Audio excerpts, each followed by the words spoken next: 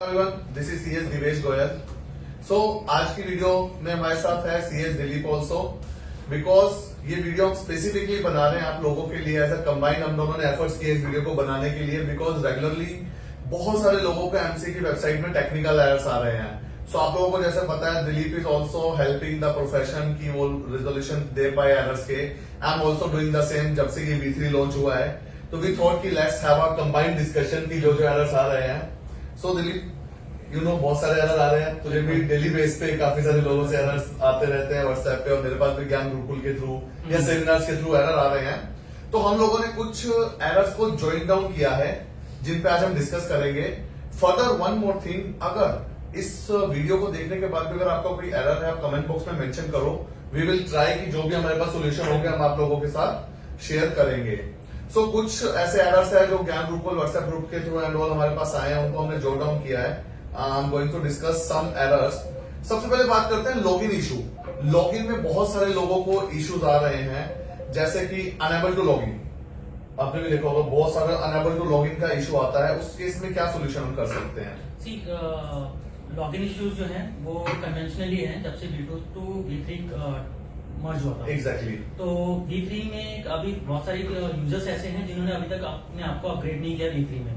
So sometimes whenever we used to upgrade from V2 to V3 or making a new user account, it says PAN number is already associated, email ID is already associated, mobile number is already associated.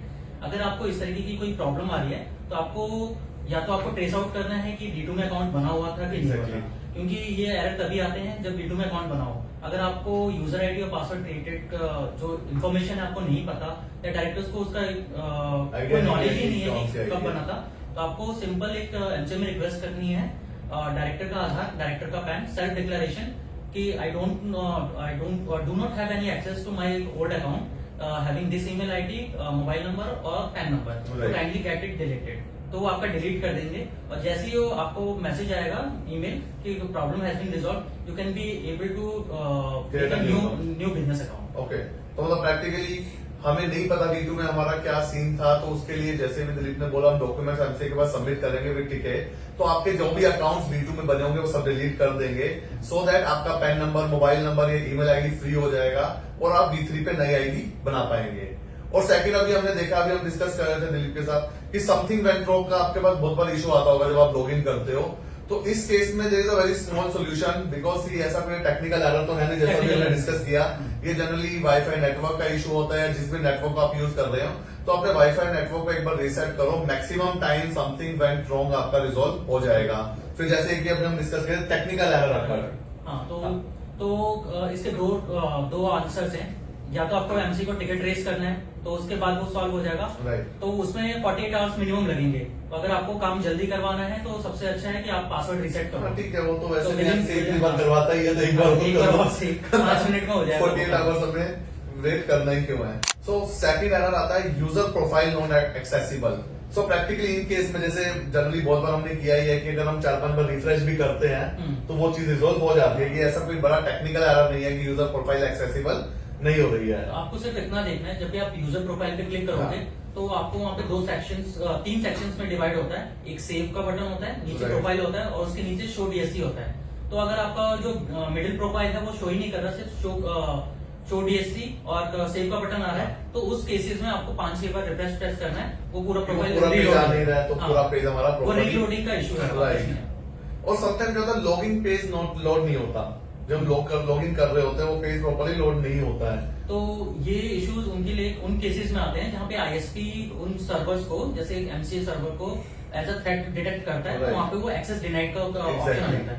तो इस cases में आपको सिर्फ ये करना है कि अपना जो राउटर है उसको रिफ्रेश कर दो, रीसेट कर दो। तो जैसे आपको स्टार्ट करके रीस्टार्ट करोगे वो वापस आ जाएगा। ये सेकंड ऐसा कर सकते हैं, जैसे अभी हमने डिस्कस किया कि जब हम लोडिंग में इशू आ रहा है तो पहले अपना जावा सेटिंग चेक कर लो कि जावा की सिक्योरिटी में आपने उस वेबसाइट को प्रॉपर्ली मेंशन किया हुआ है नहीं किया हुआ, या आईएसपी में कहीं वो साइट ब्लॉक तो नहीं है। अगर इन सब के बाद भी इशू आ रहा है ये वाला आपको, तो एक बार कैचे और हिस्ट्री डिलीट आप कर सकते हो, उसके बाद मैक्सिमम केसेस में ये रिजॉल्व हो ही जाता है। ये इशू जब परसिस्टेंट रहता है तभी आपको जावा में ऐड करना है, ट्रस्टेड साइट में, और एक इंटरनेट ऑप्शन आता है उसमें भी ट्रस्टेड साइट में ऐड कर दोगे तो परमानेंटली ये एरर सॉल्व हो जाएगा। सेकंड अब आते हैं नेक्स्ट डिजिटल सिग्नेचर पे। ये एक ऐसा एरर है, हम दोनों को पता है कि रेगुलर बेस पे प्रोफेशनल से हमारे मोबाइल भरे रहते हैं कि डिजिटल सिग्नेचर एरर का क्या करें। तो डिजिटल सिग्नेचर में सबसे पहला हमारा एरर रहता है डीएससी रजिस्ट्रेशन फेलिंग, कि डीएससी रजिस्टर फेल हो रहा है हमारा बार बार। अब उसमें जब हम रजिस्टर करने जाते हैं तो वहां पे ऑप्शंस आते हैं, 3 ऑप्शंस आते हैं। एग्जैक्टली। तो यहाँ पे डीएससी जब भी हम किसी का रजिस्टर करने जाते हैं तो एक पॉपअप खोलता है, और तो सबसे पहले आपको ये बात याद रखनी है कि उस पर्सन का डीएससी उसी के अकाउंट से ही एग्जैक्टली रजिस्टर करना है, किसी और के अकाउंट से रजिस्टर नहीं करना। और सेकेंडली जो प्रॉब्लम पे आ जाते हैं, ये जो डीएससी का जो प्रॉब्लम आता है, जब भी हम डीएससी रजिस्ट्रेशन करने के लिए क्लिक करते हैं रजिस्ट्रेशन डीएससी पे, तो एक पॉपअप विंडो खुलती है। तो वहाँ पे 3 सेक्शंस होते हैं, जिसमें एक ड्रॉप डाउन होता है, फर्स्ट ड्रॉप डाउन, जिसमें वो डीएससी का जो यूजर का नाम होता है वो सेलेक्ट करता है। तो इसके बाद जो डीएससी होता है उस टोकन उसको सेलेक्ट करता है, और थर्ड ओटीपी जो पासवर्ड होता है वो डालना होता है। अगर फर्स्ट ड्रॉप डाउन में कुछ भी नहीं आ रहा तो इसका मतलब आपने ईएमब्रिज इंस्टॉल नहीं किया है। अगर इंस्टॉल्ड भी है तो वो स्टार्टेड नहीं है। देन अगर सेकंड ड्रॉप डाउन आपका काम नहीं कर रहा तो इसका मतलब कि आपने जो डीएससी का टोकन है ना, वो ड्राइवर इंस्टॉल नहीं है, तो आपको वो टोकन ड्राइवर डीएससी के टोकन से इंस्टॉल करना है। So after doing this, all this will get resolved. So हमें आइडेंटिफाई करना पड़ेगा कि हमें एक्चुअली प्रॉब्लम आ क्या रही है, क्योंकि ये जितनी भी प्रॉब्लम है, हर प्रॉब्लम का डिफरेंट सॉल्यूशन है। ऐसा नहीं है कि सबका एक ही सॉल्यूशन है कि रिफ्रेश कर दो या नेट का प्रॉब्लम है, नहीं है। ये आपको समझना पड़ेगा। एग्जैक्टली। जैसे डीएससी में कई बार हमने देखा है डीएससी नॉट गेटिंग डिटेक्टेड, ये एरर आता है। तो जनरली ये उन केसेस में आता है जब हमारा जो डीएससी है, डीएससी का इंस्टॉलर है, वो प्रॉपरली इंस्टॉल नहीं किया होता, तो डीएससी डिटेक्ट ही नहीं होता है। तो वो सिंपल टास्क है कि आप उसको इंस्टॉल करो और आपको वो एरर मैक्सिमम टाइम रिजॉल्व हो जाएगा। ये नए डीएससी के केसेस में बहुत होते हैं। जब भी कोई नया डीएससी बनता है तो उनके ड्राइवर्स चेंज हो जाते हैं। बिल्कुल। तो हमको बस वही या एजेंसी चेंज हो जाती है, तो वो चीजें हमें देखनी पड़ेगी, क्योंकि क्लाइंट कभी कहीं से बनवाता है, कभी कहीं से वो चीज चलती रहती है। या समटाइम आता है डीएससी बीच में मिसमैच का एरर आता है, या वैलिडेशन फेलियर का एरर आ जाता है। तो इसमें हमारे को सिर्फ सीरियल नंबर चेक करना होता है। अगर वैलिडेशन फेल आता है तो सीरियल नंबर का जो है, जैसे आपने जो डीएससी का सीरियल नंबर है वो चेक करना है। जो फॉर्म में जो डीएससी आपने लगाया है उस सीरियल नंबर को अपने प्रोफाइल के सीरियल नंबर से चेक करना है। अगर वो दोनों सही है तो ही आपका ये फॉर्म अपलोड होगा, अदरवाइज नहीं। दोनों तरफ सीरियल नंबर सेम होने चाहिए, राइट। और अगर 1% ड्यू टू एनी रीजन आपका सीरियल नंबर सेम नहीं है, तो डीएससी सेम डीएससी को आप दोबारा एमसी की साइट पर रजिस्टर कर दो उसी आईडी से, देन वो सीरियल नंबर आपकी आईडी से मैच हो जाएगा, तो आपका फॉर्म भी एरर नहीं देगा। Next OTP issue. ये ओटीपी का ऐसा इशू है, सभी को फेस होता है, लेकिन इसमें एक स्पेसिफिक क्वेश्चन हम डिस्कस करेंगे, बिकॉज बाकी चीजें नहीं। इसमें एक स्पेसिफिक चीज क्या रहती है, समटाइम क्या होता है कि मेरा मोबाइल नंबर ही बंद हो गया, अब वो मेरी आईडी से लिंक था, अब बंद हो गया, तो मेरे को डेफिनेटली उसे चेंज करवाना है। अब चेंज करवाने के लिए DIR3 KYC फाइल कर सकते हैं, बट अब एक इशू आता है जिसका सोल्यूशन अभी दिलीप देगा, कि हम DIR3 KYC जब फाइल करना चाहते हैं for change in mobile number, तब जाके वो बोलता है कि आपका डीएससी रजिस्टर नहीं है। आईडी इसलिए एक्सेस नहीं कर पा रहा क्योंकि मोबाइल बंद हो गया वो नंबर, और डीएससी रजिस्टर होगा कैसे जब आईडी एक्सेस नहीं है। तो ये एक्चुअली 2-3 महीने पहले ये इनेबल था कि आप मोबाइल नंबर इन केस कि अगर आपका मोबाइल नंबर सैक्रिफाइस हो गया, ईमेल सैक्रिफाइस हो गया, तो आप अपना नया मोबाइल नंबर और ईमेल आईडी डाल के DIR3 KYC फिल कर सकते थे। But due to some reasons MCA ने इस पे रिस्ट्रिक्शंस लगा दिए हैं। So whenever you change your mobile number और ईमेल आईडी, तो आपको वहां पे क्या करना है, आपको DIR3 KYC पूरा फिल करना है, SRN जनरेट करना है, देन एमसीए को एक टिकट रेज करना है कि they have lost our mobile number और सैक्रिफाइस और email ID, so kindly remove the DSC registration requirement against the SRN number of DIR3 KYC। जैसे उसका रेजोल्यूशन आएगा, you will be able to upload the same form which were telling you to register the DSC। तो इसके बाद आपका mobile number और email ID दोनों change हो जाएगा। एग्जैक्टली। तो सिर्फ DIR3 KYC पहले तो फाइल हो जाता था, बट अब DIR3 KYC फाइल नहीं हो रहा है जब तक DSC रजिस्टर नहीं है। सो इन दिस स्पेसिफिक केसेस आप एमसी को रिक्वेस्ट करके ये रिक्वेस्ट करोगे कि DSC रजिस्टर किए बिना मेरे को DIR3 KYC फाइल करना अलाउ कर दो, ना कि आप रिक्वेस्ट करोगे कि mobile number email ID change कर दो, वो नहीं करेंगे। केस टू केस बेसिस है, अगर ऑथेंटिक केस होगा वो कर देते हैं। हाँ। अब एक इशू है प्रोफेशनल रजिस्ट्रेशन। अब as a practising company secretary हम लोगों ने अपनी आईडी एमसी पे बनाई हुई है। आज की डेट में हमें पता है एक आईडी एक टाइम पे एक ही जगह ओपन होती है, जो स्टार्टिंग में 5 प्लेसेस पे ओपन होती थी। तो अब ऐसे केस में क्या है, we are a practising form, तो हमें तो अपने नीचे हमारे साथ ट्रेनिंग्स भी है, एसोसिएट्स भी है, तो हमें उनकी आईडी क्रिएट करनी पड़ती है एज अ स्टाफ आईडी। तो रिसेंटली जैसा एज पर आवर डिस्कशन की रिसेंटली एमसी ने चेंज किया कि अब स्टाफ का पैन नंबर और नेम मैंडेटरी है उनकी आईडी क्रिएट करने के लिए। सो अब उनकी ये चीज आई थिंक इस पर मिनिस्ट्री को डेफिनेटली कुछ लाना चाहिए, बिकॉज स्टाफ आज हमारे पास है, कल नहीं है। कल नहीं होगा। In that case it will be difficult उस आईडी को एक्सेस करना या उस आईडी को अपने पास पावर में रखना। और एक चीज आती है, जब स्टाफ आईडी बनाते हैं ना, तो उसमें हमारा मेंबरशिप नंबर ऐड होता है, पर बहुत बार वहां पे एरर दे देता है मेंबरशिप नंबर का, membership number does not match. तो इसके लिए सिर्फ एक सॉल्यूशन है कि आपको आप जो मेन प्रोफाइल है प्रोफेशनल की, आपको उसके अकाउंट में एड रोल अगेन करना है। जैसे ही आप एड रोल अगेन कर लेते हो, सक्सेसफुली सेव कर लेते हो, तो आप स्टाफ यूजर अकाउंट में वापस आओगे तो मेंबरशिप नंबर डालोगे तो वो एक्चुअली वहां से आपकी मेन आईडी से वो लिंक है, हाँ। इसीलिए। अब एक एरर रहता है फॉर्म्स के केस में, जनरली हमने बहुत बार देखा फॉर्म सेव करने लगते हैं, सेव नहीं होता, सेव बटन वर्क नहीं कर रहा है, सबमिट बटन वर्क नहीं कर रहा। तो ऐसे केसेस में जनरली एक चीज तो हमने देखी है कि या तो फॉर्म के अंदर कोई अटैचमेंट है, उसका साइज इनएप्रोप्रिएट है या उसका नेम इनएप्रोप्रिएट है, एक तो ये रीजन होता है। दूसरा और क्या रीजन हो सकता है कि फॉर्म सेव नहीं हो रहा पूरा करने के बाद? ठीक, 2-3 रीजन है। एक तो आपने बता दिया कि फाइल का जो नेम है हाँ। वो इनएप्रोप्रिएट है, मतलब उसमें स्पेशल कैरेक्टर्स नहीं होने चाहिए। दूसरा होता है टेक्निकल का ग्लिच होता है। सपोज कि एमसी की वेबसाइट, जब भी आप कोई पैन नंबर या सिन नंबर या डिन नंबर डालते हैं, तो वहाँ पे एक जावा क्वेरी चलती है जो उसको सिग्नेटरी को ऑथराइज करती है डीएससी अफिक्स करने के लिए। तो कई बार जैसे आपने डिन नंबर डाला तो वो ऑथराइजेशन प्रोसेस पूरा नहीं हो पाता और आप सेव बटन प्रेस कर देते हो, तो जब आप नेक्स्ट या सबमिट प्रेस करोगे तो वहां पे टेक्निकल एरर आएगा। तो टेक्निकल एरर को रिकॉग्नाइज करने के लिए सबसे अच्छा ऑप्शन है कि जब भी आप सेकंड लास्ट पेज पे होते हो, सेव बटन प्रेस करते हो और नेक्स्ट करोगे, तो सबमिट पेज पे वो पूरा का पूरा कंसोलिडेटेड फॉर्म बनता है। अगर वो कंसोलिडेटेड फॉर्म नहीं बनता, अगर आप उस पर सबमिट प्रेस करोगे तो टेक्निकल एरर आएगा। तो आपको यहाँ पे रिकॉग्नाइज करना है कि वो फर्स्ट पेज, वो जो कंसोलिडेटेड पेज है, वो आया कि नहीं आया। नहीं आया तो आपको वापस या तो डिन नंबर चेंज करना पड़ेगा, और डिन नंबर चेंज करने के बाद भी वो नहीं आ रहा तो आपको एमसी में टिकट रेस करनी पड़ेगी, क्योंकि वो टेक्निकल एरर ऐसे नहीं हटेगा। राइट। तो फॉर्म्स के रिगार्डिंग टेक्निकल एरर्स पे 2-3 की पॉइंट हम लोग यहाँ पे ले लेते हैं। नंबर 1 कि आप फॉर्म में कोई भी स्पेशल कैरेक्टर मेंशन मत करो जब डाटा फिल कर रहे हो, बिकॉज वो क्रिएट करता है इशू। सेकंड थिंग, अटैचमेंट के नेम में भी कोई स्पेशल कैरेक्टर मेंशन मत करो। अटैचमेंट कोई 2 MB से ज्यादा की नहीं होनी चाहिए, राइट? 2 MB से ज्यादा, 2 MB वाली हम कितनी भी लगा सकते हैं। अटैचमेंट का नेम भी क्रिस्प होना चाहिए, क्योंकि वो 32 कैरेक्टर्स ही रखेगा। तो क्रिस्प नेम, शॉर्ट नेम रखो, हाँ। स्पेशल कैरेक्टर महीर मत रखो, तो इस बेस पे आपका वो जल्दी आगे प्रोसेस हो जाएगा।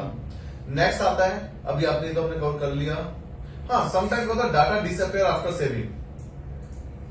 कई बार फॉर्म सेव करते हैं तो ये डाटा डिसअपियर हो जाता है। ये भी जावा का अपने सिस्टम पे अगर हमारे जावा इंस्टॉल नहीं होता है, हाँ। तो कई बार हम देखते हैं कि हमने जो डेटा डाला है उसमें एक मिसमैच हो जाता है, या जो डेट हम डालते हैं वो आगे पीछे हो जाते हैं। जैसे आज 11 अगस्त है तो वो 8 नवंबर आ जाएगा। Exactly. तो ये इसके लिए सिर्फ एक ही सॉल्यूशन है अभी तक, जहाँ पे हमने ट्रेस आउट किया है कि आप सिर्फ माइक्रोसॉफ्ट एज और फायरफॉक्स ही यूज करो, क्योंकि इससे जो डेटा में एक डिस्क्रिपेंसीज आ जाती हैं वो नहीं होंगी। एज अ प्रोफेशनल सबसे ज्यादा गूगल क्रोम यूज कर रहे होते हैं, हाँ। तब उसको चेंज करके माइक्रोसॉफ्ट बट हमने यही ट्रेस आउट किया है कि वो डेट चेंज हो जाती है, और कई बार अननोइंगली हम उसे अपलोड कर देते हैं और अप्रूव हो Right. जाता है।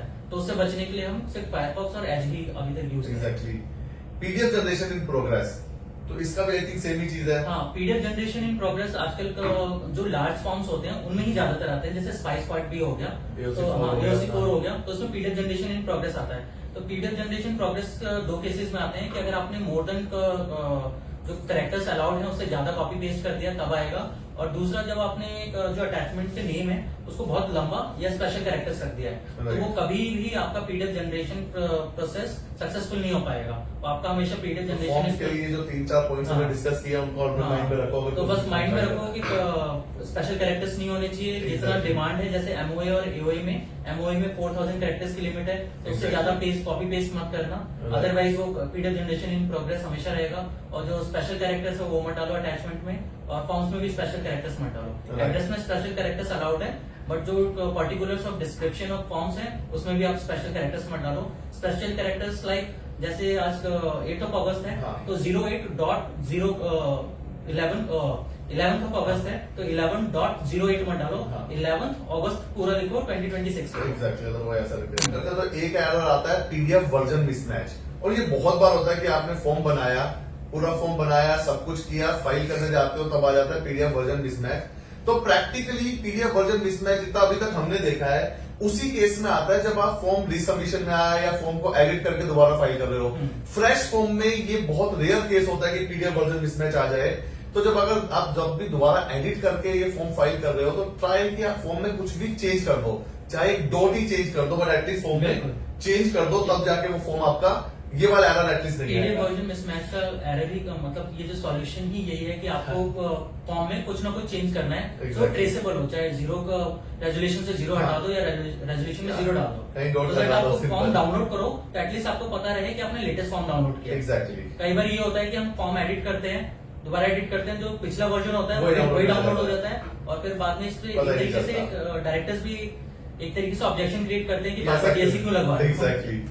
और एक कब आता है, हम बात करते हैं नेम अप्रूवल में। नेम अप्रूवल में एक सबसे ज्यादा इशू क्या आता है, जब भी रन फाइल करने जाते हैं ना, तो रन के केस में बहुत बार हमें वो सबमिट बटन कोई ऑप्शन नहीं देता, डिसेबल होता है। हाँ, अब वो क्या रीजन हो सकता है? तो वो उसका मेन रीजन ये है कि जब एक ये फीचर है, एमसी ने एक फीचर डाला है कि जब भी अगर कोई नॉन डिजायरेबल नेम आप अप्लाई करोगे तो वो आप अप्लाई नहीं कर सकते, सबमिट नहीं कर सकते। बिल्कुल। सो यहाँ पे होता है कि जब भी आप नेम चेक करते हो तो वहाँ पे एक टेबल ओपन होती है जिसमें पर्टिकुलर्स में इन्फो एंड एरर्स होते हैं। बिल्कुल। अगर वो पर्टिकुलर्स में इन्फो होगा तो आप सबमिट कर सकते हो, क्योंकि इन्फो एक तरीके से कॉशियस मैसेज होता है कि आपको बताता है कि आपका ये नेम अप्लाई तो हो सकता है but due to some condition it may reject, but if there is an error button ना, एरर पर्टिकुलर, तो वो नेम आप कभी सबमिट ही नहीं कर सकते। वो कहता है कि same name is already applied, so you can not have the same name, और टीएम में भी अगर सेम है, एरर है, तो आप कभी अप्लाई नहीं कर तो सकते। सबमिट बटन अगर डिसेबल है तो सिंपली आइडेंटिफाई की जो सेव के बाद एरर आ रहा है या इन्फो आ रही है, सिर्फ इन्फो आ रही है तो आपको हमेशा अलाउ करेगा,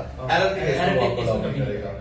एक इनकॉर्पोरेशन से रिलेटेड ये रहता है बहुत बार कि पैन 10 जनरेट नहीं हुआ, तो देखो सबको पता है कि मिनिस्ट्री और इनकम टैक्स डिपार्टमेंट का टाई अप है फॉर दिस थिंग कि हम इनकॉर्पोरेशन के फॉर्म में सारा डाटा डालते हैं, उसके बेस पे वो डाटा इनकम टैक्स डिपार्टमेंट के पास जाता है और पैन और 10 जनरेट होता है।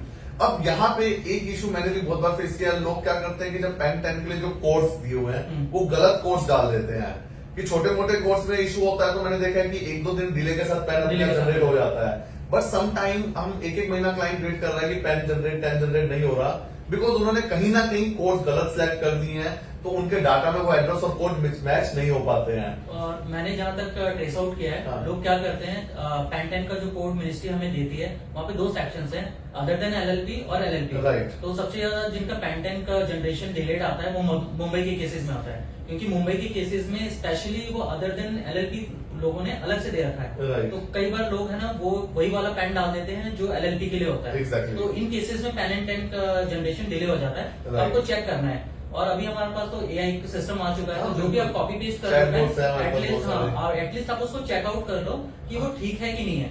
तो ये आपको ये जो ऑपरेशनल डिले होता है ना, वो आपको मिनिमाइज कर देगा। हाँ एग्जैक्टली, अब तो चैटबॉट का जमाना है, एआई का जमाना है, हम्म। तो एटलीस्ट हम वेरीफाई कर सकते हैं जो Verify कोड कर डाले हैं सकते वो हैं। सही डाले हैं नहीं डाले हैं। फर्दर अगर सब करने के बाद भी आपको ये होता है कि नहीं जनरेट हो रहे हैं, तो देयर इज अ सोल्यूशन जो आप कर सकते हो, एक टिकट रेज करो, उस टिकट में आप अपना प्रॉपर एड्रेस मेंशन करो, रीजन मेंशन करो कि अभी तक जनरेट नहीं हुआ है, उस एड्रेस के साथ जो एक्चुअल आपके कोड्स बनते हैं वो मेंशन करके मिनिस्ट्री को दो, they will send it to the income tax department और फाइनली आपका पैन 10 जनरेट वो कर देंगे। ये बहुत सारे केसेस में हुआ भी है, हमने भी देखा है। Right. एक एमसी को रिक्वेस्ट किया है और एमसी ने पैन 10 को रिक्वेस्ट किया, तो उसके बाद हमारा सीओआई आ गया 2 दिन में। राइट। अब एक रहता है सबसे बड़ा पेमेंट इशू, तो इस पे तो मैं चाहूंगा यार पूरा तू ब्रीफ कर दे कि पेमेंट इशू क्या क्या है जो हमने डिस्कस किए हैं उस बेस पे।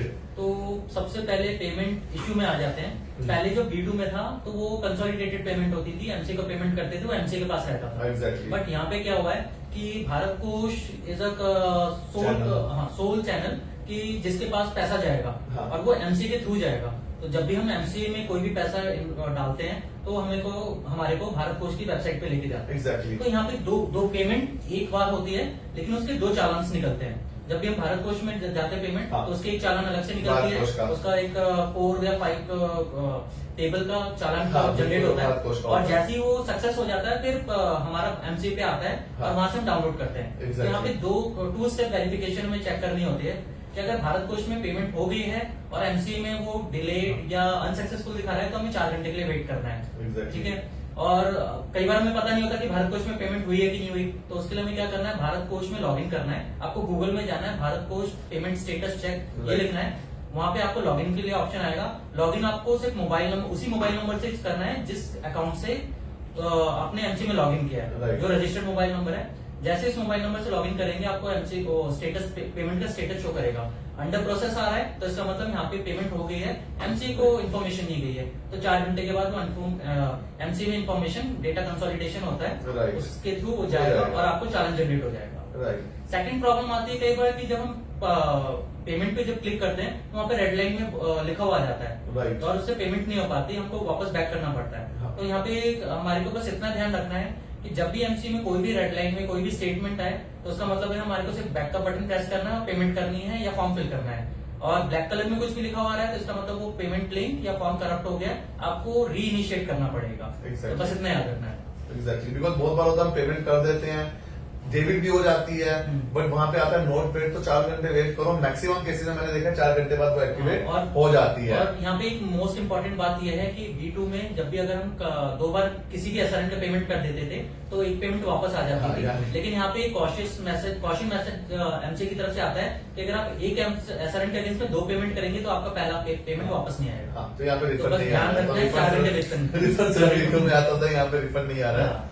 सो यही सब क्वेश्चन है जो रेगुलर एक्चुअली लोगों को आ रहे हैं, बिकॉज रेगुलर एमसी पे काम करते वक्त यही बेसिक चीजें सब लोग फेस कर रहे हैं। तो होप मैक्सिमम चीजों को तो हमने कवर कर दिया है। स्टिल अगर आप लोगों के और कोई क्वेश्चन है तो आप कमेंट बॉक्स में मेंशन करो, we will prepare another video also अगर कोई अदर इश्यूज आते हैं। बाकी एमसी तो मौका देती रहती है रेगुलर ऐसे वीडियोस को क्रिएट करने का।